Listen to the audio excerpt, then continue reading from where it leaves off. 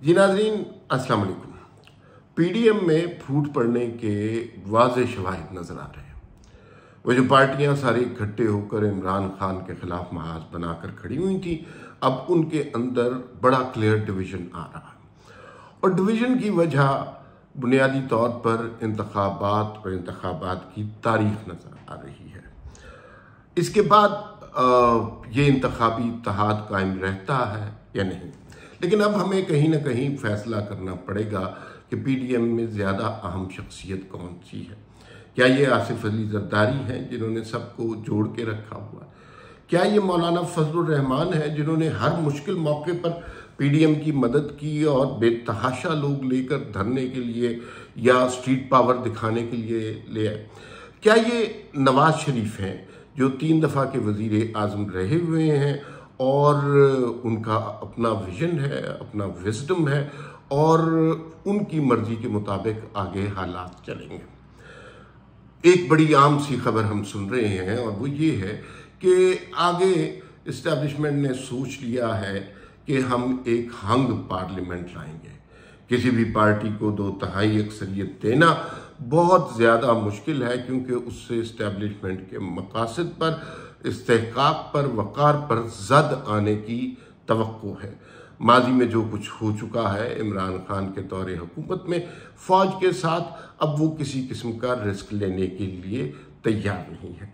इसका मतलब तो ये बनता है कि इस्टेब्लिशमेंट किसी न किसी स्टेज पर इंतखाबात के अंदर मनूवरिंग करेगी, मैनिपुलेशन करेगी, ग्रुप बनवाएगी, पार्टियां तकसीम करेगी। इमरान खान की हद तक तो बात समझ आती है, लेकिन आगे आइंदा आने वाले इलेक्शन में भी क्या इस तरह की कोई बात होगी? देखिए, इस्टेब्लिशमेंट का जो नरेटिव है इस स्टेज पे वो बड़ा वाज़ेह है कि हम सिर्फ और सिर्फ न्यूट्रल रहना चाहते हैं। पाकिस्तान की सियासत में हमारा कोई अमल दखल नहीं है और हम चाहते हैं हमारा कोई नाम भी ना ले। जैसे माजी में हुआ करता था, ना फौज के किसी कोर कमांडर का किसी को पता होता था, ना किसी तकर्रुरी और तबादले का पता होता था। चीफ का नाम होता था और फौज के हवाले से ख़ास वक़ार, ख़ास एहतराम हमारे यहाँ होता था।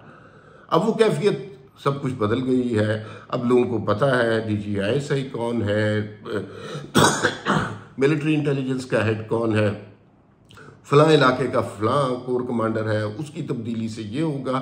चीफ ऑफ आर्मी स्टाफ तो जाहिर है बहुत बड़ी ताकत होती है इस मुल्क में, तो उसका नाम तो आता है। और फौज जो है वो अब थोड़ा सा डिविएट करना चाहती है उस सारे मामले से जो कुछ इमरान खान की सूरत में गलती होगी। वो नहीं चाहते कि अब उनका नाम आए, वो नहीं चाहते कि अब उनकी तैनातियाँ डिस्कस हों जलसे में।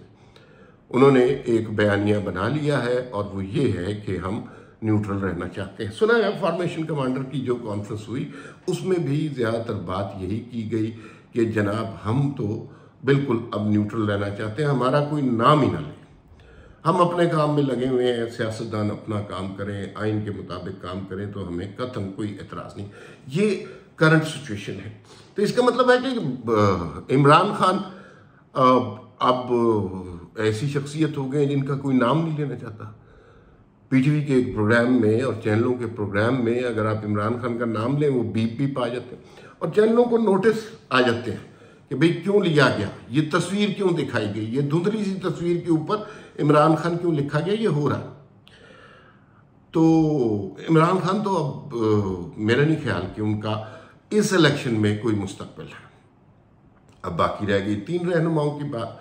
आसिफ जरदारी बड़े कॉन्फिडेंट है, बल्कि बाज़ औक़ात ये कहना चाहिए ओवर कॉन्फिडेंट है। उन्होंने कल जो बयान दिया कि भाई इलेक्शन मैं जब चाहूँगा तब होंगे, लाहौर में पीपल्स पार्टी के उम्मीदवारों से बात करने की कोशिश की और साथ साथ एक शिकवा भी किया कि ये जो जहांगीर तरीन ग्रुप के हवाले से बात हो रही है, इसका मतलब है कि इस्टेब्लिशमेंट फिर कुछ कर रही है और वो न्यूट्रल नहीं है। असल में अब पार्टियों को अपना ख़तरा पैदा हो गया है। जरदारी साहब के जहन में बहुत अरसे से ये ख्वाब है कि सिंध की जमात वो हैं और सिंध में वो सीटें ले लेंगे। MQM के हिस्से बुखरे हो चुके हुए हैं। KP में प्रेजेंस है पीपल्स पार्टी की, there is no denying that. अच्छा, पंजाब में जनूबी महाज जहांगीर तरीन ग्रुप इस सूरत में प्रेजेंस हो सकती है, बाकी पंजाब में पीपल्स पार्टी नहीं है। ये बात क्लियर है, जरदारी साहब को भी क्लियर है। तो किसी न किसी तरह को मनोवरिंग करके ही बात बन सकती है। मौलाना फजलुर रहमान की पोजीशन भी बड़ी वाज़ेह है। पहली बात तो ये, वो पीडीएम के सरबराह रहे हैं, वो समझते हैं कि अब भी उनका रोल कुछ सरबराही सा होगा। मौलाना फजलुर रहमान की प्रेजेंस ज़रूर है, सिंध हो, केपी हो, पंजाब में इतनी नहीं है, सिंध, केपी और बलूचिस्तान में तो उनकी प्रेजेंस है और वो बड़ा वोट इकट्ठा कर सकते हैं। इमरान खान को इन इलाकों में अगर किसी ने चैलेंज किया तो ना पीपल्स पार्टी ने चैलेंज किया, ना नून लीग ने चैलेंज किया, वो बुनियादी तौर पर मौलाना फजलुर रहमान ने चैलेंज किया। तो वो कहते हैं कि फिर मेरी मर्जी मानी जाएगी, और वो कोई फौरी तौर पर इंतखाबात करवाना भी नहीं चाह रहे।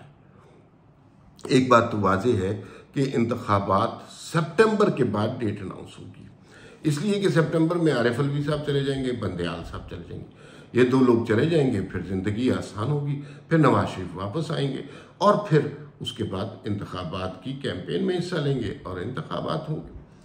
अब ज़रा सोचिए कि इन तीनों रहनुमाओं में से बात किसकी मानी गई, सिक्का किसका चला और एफर्ट किसने की। कहा यह जा रहा है ताकतवर हलकों में कि अभी तक जो कुछ हुआ है वो नवाज शरीफ के कहने पर, हुक्म पर, मर्जी पर, ईमा पर हुआ है। जो कुछ उन्होंने कहा वो सब कुछ हमने होते देखा। नवाज शरीफ साहब क्या चाहते थे? क्या वो चाहते थे कि आइन तोड़ दें? क्या वो चाहते थे कि मामला खराब कर दें? क्या वो चाहते थे मार्शल लॉ लगा दें? नहीं, नवाज शरीफ साहब की सबसे बड़ी डिमांड थी कि जैसा पाकिस्तान 2017 में चल रहा था, पाकिस्तान उसी शक्ल में लाया जाए। उसके बाद खुला मैदान दे दें, उसके बाद किसी पार्टी की कोई फेवर की जरूरत नहीं है। उसके बाद खुला मैदान दे दें और फिर उसके मुताबिक सियासी मैदान में मुकाबला करें। फौज सियासत से अलग रहे, लेकिन फौज इतना जरूर मदद करे कि जो फितना खड़ा किया था उसको खत्म करे। आपको याद होगा गुजरांवाला वाली तकरीर में क्या कहा था? उन्होंने कहा था कि बाजवा साहब, ये जो फितना आप लाए हैं ये आपकी जिम्मेदारी है इसको काबू करना। तो बाजवा साहब ने तो खैर काबू नहीं किया, बाद में काबू आए और अपनी हरकतों की वजह से आए। 9 मई की वजह से 3 हफ्ते में पार्टी खत्म हो गई।